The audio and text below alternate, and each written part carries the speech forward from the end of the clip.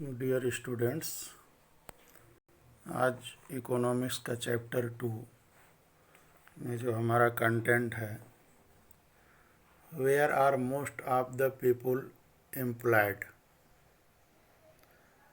जो हमारा तीनों सेक्टर है, उन तीनों सेक्टर में सबसे ज़्यादा एम्प्लॉयमेंट किस सेक्टर में है।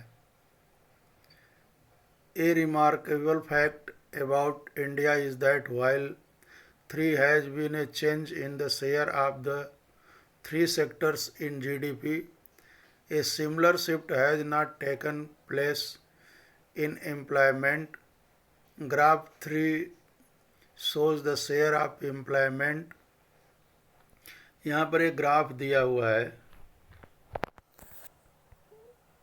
ये ग्राफ दिया हुआ है। इस ग्राफ से आप जो है देख सकते हैं कि किस किस सेक्टर में सबसे ज़्यादा जो है एम्प्लॉयमेंट लोगों को मिला हुआ है।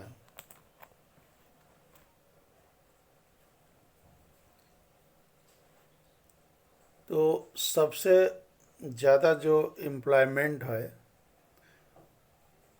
वो प्राइमरी सेक्टर में ही लोगों को प्राप्त है।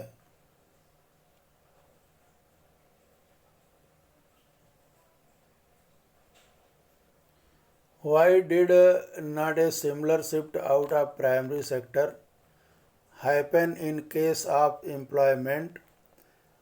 It is because not enough jobs were created in the secondary and tertiary sector. Even though industrial output or the production of goods went up by 8 times during the period, employment in the industries went up by only 3 times. The same applies to tertiary sector. Well, while production in the service sector rose by 14 times, employment in the service sector rose than 3 time. Primary sector में रोजगार का ऐसा sector है जहां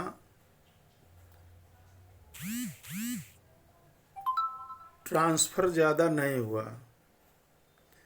इसका main reason है जो हमारा सेकेंडरी और टेरिटरी सेक्टर है, वहाँ पर एम्प्लॉयमेंट का जो अवसर होना चाहिए था, वो अवसर जो एम्प्लॉयमेंट इंक्रीज करना चाहिए था, उस हिसाब से एम्प्लॉयमेंट इंक्रीज नहीं हुआ। जैसे बता रहा है कि इंडस्ट्रियल सेक्टर में जो हमारे सेकेंडरी सेक्टर में आता है, 3 गुना की वृद्धि हुई, वहीं एम्प्लॉयमेंट क्रिएट भी केवल 3 गुना ही हुआ। और सर्विस सेक्टर की जहाँ तक बात है, तो सर्विस सेक्टर में टेरिटरी सेक्टर जो है, टेरिटरी सेक्टर में या जिसको सर्विस सेक्टर कहते हैं, 14 गुना की वृद्धि हुई, लेकिन एम्प्लॉयमेंट जो है केवल 5 गुना बढ़ा। इस नाते एम्प्लॉयमेंट का पूरा टोटल जो लोड है वह प्राइमरी सेक्टर मीन्स एग्रीकल्चर पर ज़्यादा बेस्ट हो गया। As a result, more than half of the works in the country are working in the primary sector. इसीलिए प्राइमरी सेक्टर पर जो है लोग ज़्यादा डिपेंड हो गए। Mainly in agriculture producing only a quarter of GDP, जबकि प्राइमरी सेक्टर में एग्रीकल्चर का जो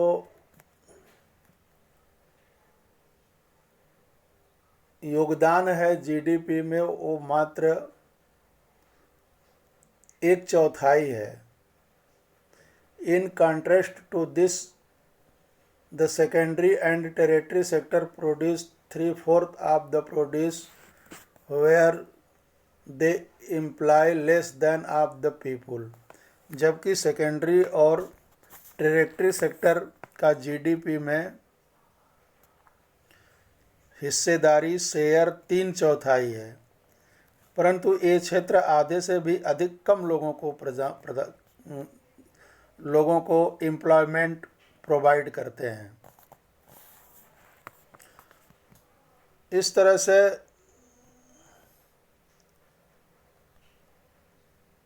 जो है what it means is that there are more people in agriculture than is necessary, so 7 if you move a few people out, production will not be affected. In other words, works in agriculture sector are under employment।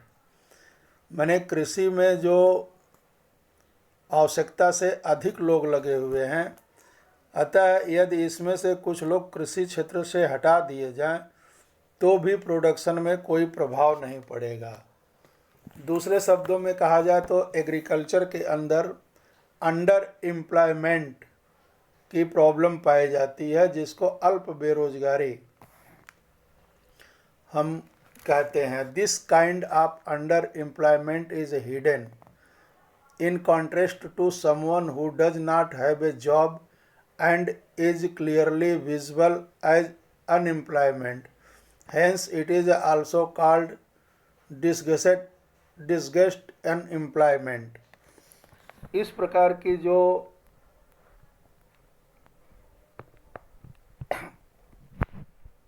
अल्प बेरोजगारी को छिपी हुई कहते हैं, क्योंकि यह उन लोगों की बेरोजगारी जिनके पास कोई रोजगार नहीं है और बेकार बैठे हुए हैं से अलग है। इसलिए इसे डिसगस्ट अनएम्प्लॉयमेंट माने प्रच्छन्न बेरोजगारी के रूप में जानते हैं। अब एक कहानी है, जो है एक लक्ष्मी कृषक है उसकी, इसको आप पढ़ेंगे।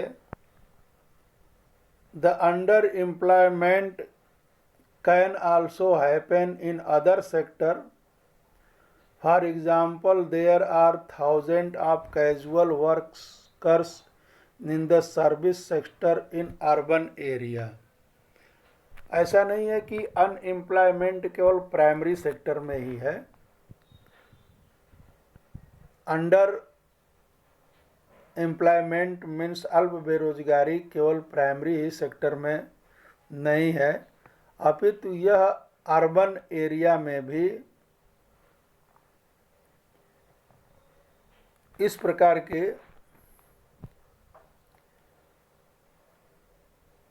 अंडर एम्प्लॉयमेंट की समस्या है।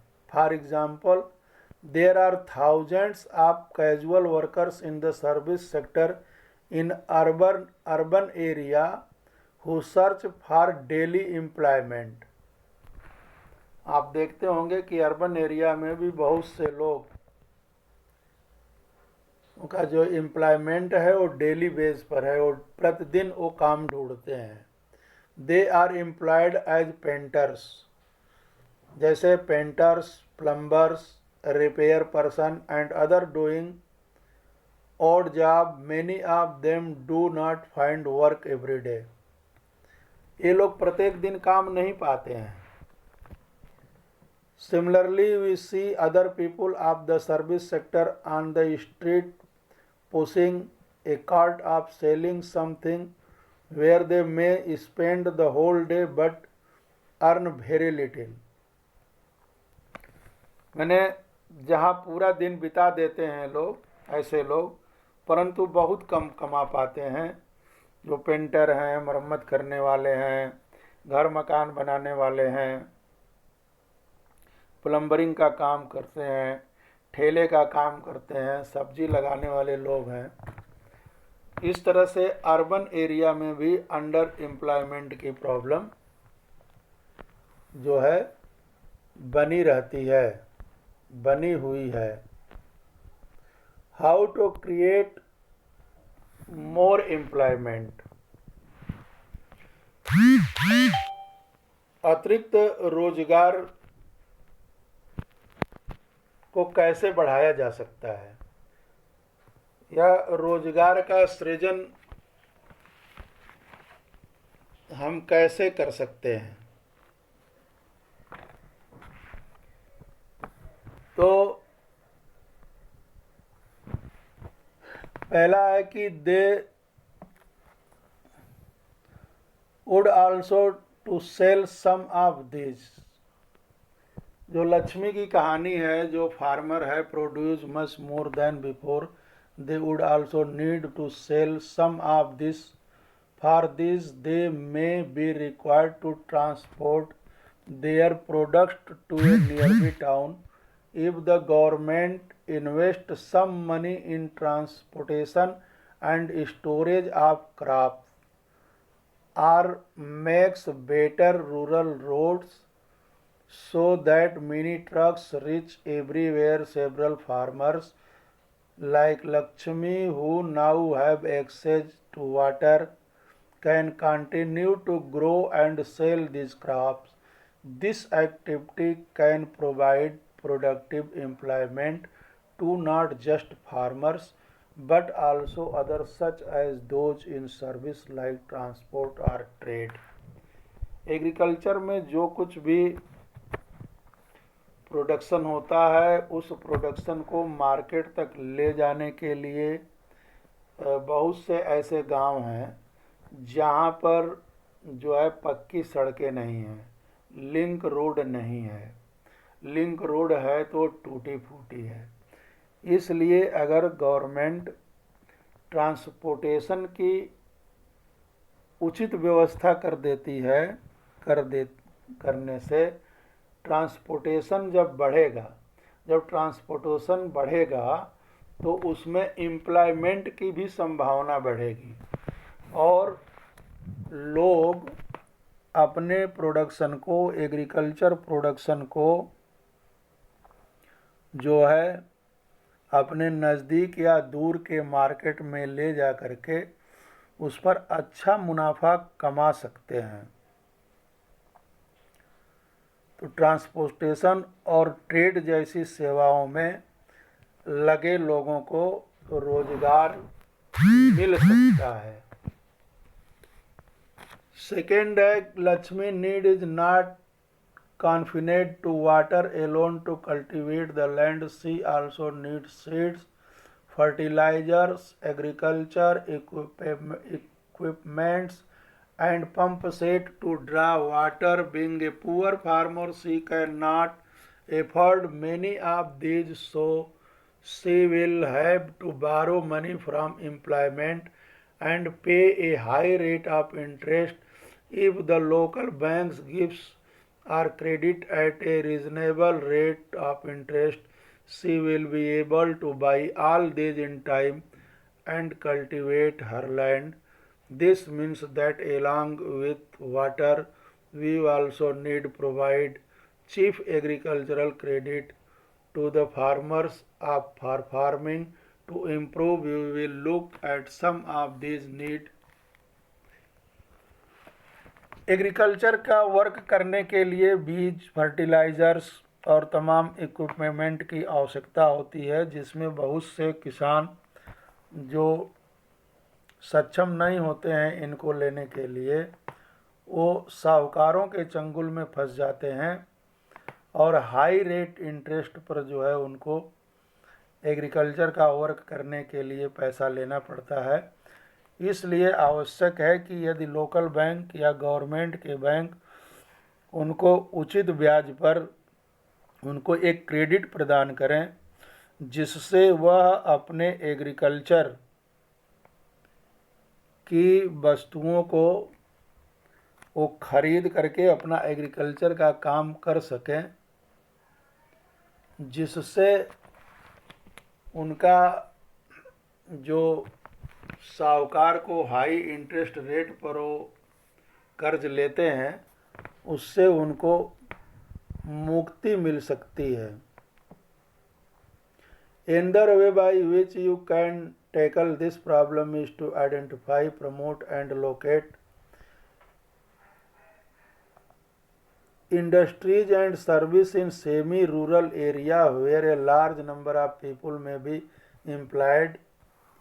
For instance, suppose many farmers decide to grow arhar and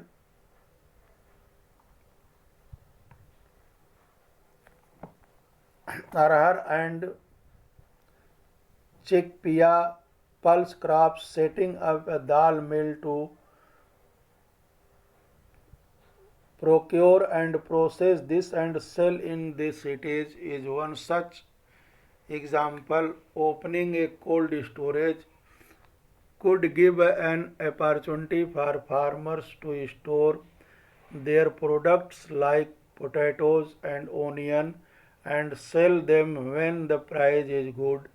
In village near forest REG we can start honey collection center where farmers can come and sell wild honey. It is also possible to set up industries and process vegetable and agriculture produce like potato,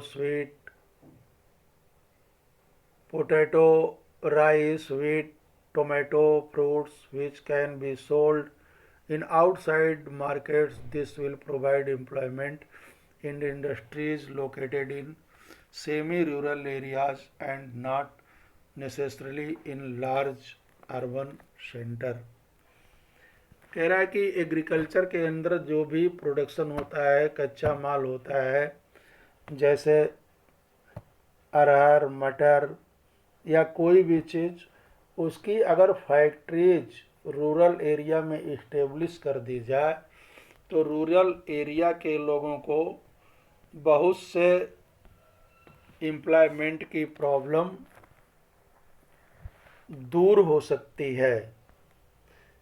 इसी तरह से अगला है कि do you know that in India there are about 200 million children in the school going or group. Out of this only about 2/3 are attending school. The rest are not. They may be home or many of them may be working as child laborers. If the children are to attend school, we will require more building, more teachers and other staff. A study conducted by the Planning Commission estimate that nearly 20 lakh jobs can be created in the education sector alone. Similarly, if you are to improve the health situation, we need more doctors, nurses, health workers to work in rural area. These are some ways by which jobs would be created and we would also be able to address the important. हम सबको पता है कि अपने देश में education का जो रेशियो है वो 71% है। मतलब एजुकेशन के फील्ड में जो है बहुत काम करने की आवश्यकता है। प्लानिंग कमीशन की रिपोर्ट है कि अगर एजुकेशन के अंदर निवेश कर दिया जाए, कॉलेज, स्कूल आदि खोल दिया जाए और उतनी ही मात्रा में टीचिंग स्टाफ को रखा जाए तो लगभग 20 लाख जॉब एजुकेशन सेक्टर में केवल क्रिएट हो सकती है। इसी तरह से हेल्थ सेंटर की भी स्थिति अपने यहाँ बहुत अच्छी नहीं है। अगर हेल्थ सेंटर जगह जगह जो है इस्टेब्लिश कर दिया जाए, हेल्थ सेंटर्स में सुविधाएं बढ़ा दिया जाए तो बहुत से डॉक्टर्स और नर्स की आवश्यकता पड़ेगी। इस तरह से हेल्थ सेक्टर भी एक काफ़ी जो है एम्प्लॉयमेंट को सृजित कर सकते हैं। Aspect of development tackle about in chapter 1, every state or region has potential for increasing the income and employment for people in that area. It could be tourism or regional craft industries or new service like IT. Some of these would require proper planning and support from the government. अगर हम tourism को बढ़ावा देते हैं, tourism के को अगर government बढ़ावा दे देती है तो टूरिज़्म से भी बहुत सारे एम्प्लॉयमेंट क्रिएट हो सकते हैं। For example the same study by the planning commission says, planning commission की ये स्टडी है, that if tourism as a sector is improved every year we can give additional employment to more than 35 lakh people, कि प्रति वर्ष tourism sector जो है 35 लाख लोगों को जो है एम्प्लॉयमेंट दे सकती है। ये सब तो लॉन्ग टर्म के एम्प्लॉयमेंट की जो है प्लानिंग है, लेकिन तत्काल के लिए गवर्नमेंट ने एम्प्लॉयमेंट के लिए क्या काम किया, तो उसके लिए जो है एक बहुत ही महत्वाकांक्षी योजना रूरल एरिया के लिए सरकार ने चलाया, जिसको national rural employment guarantee act 2005 के नाम से जानते हैं, जिसको आप लोग मनरेगा के नाम से जानते हैं।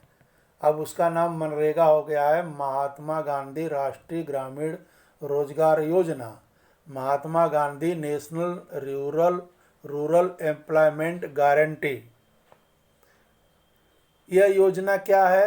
अंडर नरेगा यहाँ लिखा है, अब महात्मा गांधी का नाम लग गया तो अब मनरेगा हो गया। ये 2005 में लागू हुआ था। 2005 all those who are able to and are in need of work are guaranteed 100 days of employment in a year by the government. If the government fails in its duty to provide employment, it will give unemployment allowances to the people. The types of work that would in future help to increase the production from land will be given preference under the act. इसकी सबसे जो अच्छी बात है, जिसलिए बहुत महत्वपूर्ण यह employment के योजना है, कि इसमें 100 डे काम करने की गारंटी होती है, जिसका जॉब कार्ड बन जाता है। ऐसे जॉब कार्ड धारकों को 100 दिन की वर्क करने की गारंटी दी जाती है। बट अगर 100 डे उनको काम करने को नहीं मिला, तो 100 डे की जो उनकी मजदूरी होती है, जो वेजेज होता है, वह गवर्नमेंट उनको प्रोवाइड कराती है। Government fails in its duty, अगर गवर्नमेंट 100 दिन का काम देने में सक्षम नहीं हुई, तो provide employment it will give unemployment allowances, जो अलाउंसेस तय है पर डे का, उस हिसाब से 100 दिन का मनरेगा के जॉब कार्ड धारकों को गवर्नमेंट पेमेंट करती है। इस योजना के मनरेगा योजना में यह सबसे अच्छी बात है। इस तरह से जो है एम्प्लॉयमेंट हम कैसे क्रिएट कर सकते हैं, उसके विषय में हम लोगों ने जाना। Thank you.